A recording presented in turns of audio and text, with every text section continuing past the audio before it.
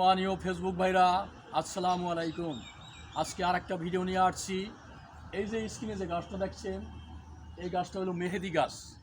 এই মেহেদি গাছের গুণ হইছে আপনার, যারা আমরা ভুল করা বিয়ার আগে এই গাছের গোড়ায় যদি কেউ পেশাব করে থাকি, তাদের সেক্স পাওয়ার নষ্ট হয়ে যাবে। যদি এই গাছের গোড়ায় কোনো মহিলা বিয়ার আগে প্রস্রাব করে থাকে, তাদের বিয়া হইলে পরে তাদের বাচ্চা কাচ্চা হয় না। কারণ হচ্ছে এই গাছটা খুব পবিত্র গাছ। এই গাছের গোড়ায় প্রস্রাব করা যাবে না, কিন্তু আমরা ভুল করে যদি প্রস্রাব করে থাকি, এই গাছটার সমাধানও আছে।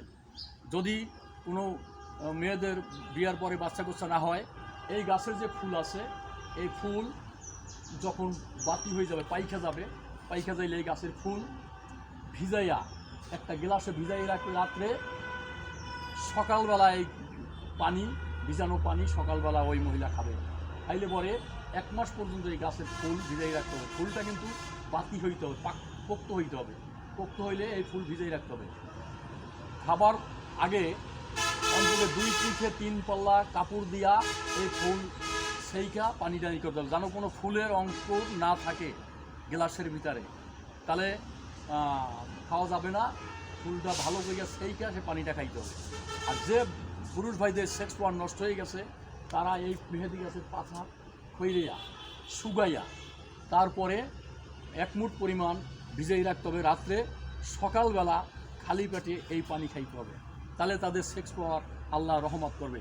কিন্তু এই গাছের পাতা ভুল করে আমরা অনেকে এই পাতা বাইটা পায়ে দেই, কিন্তু এটা পায়ে দেওয়া যাবে না। এটা আমাদের নবী সাহেব এই গাছের পাতা বাইটা দাঁড়িতে দিছে। এটা পবিত্র গাছ। এই গাছ আমরা ভুল করিয়া কিন্তু অনেকে পায়ে দেই বাইটা, কিন্তু দেওয়া যাবে না, গুনাহগার হইতে হবে। আর এই গাছের ফুল ভিজেই আপনারা পানি খাবেন।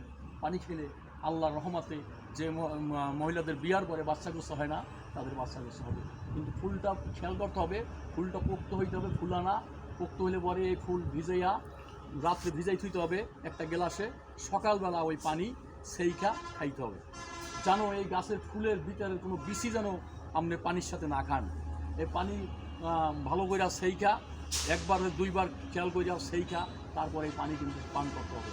এই পানি 1 মাস পর্যন্ত সেই মহিলা যদি খায়, ইনশাল্লাহ তাদের বাচ্চা কাচ্চা হবে। কিন্তু যদি ভুল করে আমরা অনেকে গাছের গোড়ায় প্রস্রাব করি, বুঝি না বুঝে আমরা কিন্তু গাছের গোড়ায় প্রস্রাব করি, করলে পরে এই সমস্যাটা হয়। যে সমস্ত পুরুষ ভাইরা ভুল কইরা প্রস্রাব কইরা এই গাছের গোড়ায় প্রস্রাব করি, তাদের যৌনশক্তি নষ্ট হয়ে যায়। এই যৌনশক্তি নষ্ট হয়ে যাওয়ার পরে আবারও এই পাতা যে আমরা শুকাইয়া যদি ভিজাইয়া রাত্রে ভিজে সকালবেলা পানি খাই, এরকম 1 মাস পর্যন্ত খাইলে পরে তাদের যৌন শক্তি ফিরে পাবে। এই গাছটা খুব পবিত্র গাছ, এটা খেয়াল করবেন আপনারা। এই গাছটার গোড়ায় ভুল করে কেউ প্রস্রাব করবেন না। এইটা বিবাহিত যারা বিয়ার 5-7 বছর হয়ে গেছে, তাদের বাচ্চা কাচ্চা হচ্ছে না, তাদের সমস্যা হলো এই গাছের গোড়ায় ভুল করিয়া প্রস্রাব করলে তাদের বাচ্চা কাচ্চা হবে না, এটা অভিশাপ। আর এই গাছটা সবাই যারা সেক্স পাওয়ার নষ্ট হয়ে গেছে, তারা ইনশাল্লাহ এই পাতা খাবেন। পোক্ত পাতা, জালি পাতা না, পোক্ত পাতা ভিজে পানি খাবেন, ইনশাল্লাহ আপনারা এতে উপকার পাবেন। তবে ভিডিওটা ফেসবুকে খুব কম বোঝা যায়, আপনারা ইউটিউবে দেখবেন, টিকটকে দেখবেন। এটা দেখলে পরে ইনশাল্লাহ বুঝতে পারবেন। সবাই লাইক করবেন, শেয়ার করবেন। ভালো থাকেন, সুস্থ থাকেন। আসসালামু আলাইকুম রহমতুল্লাহি ওয়া বারাকাতুহু।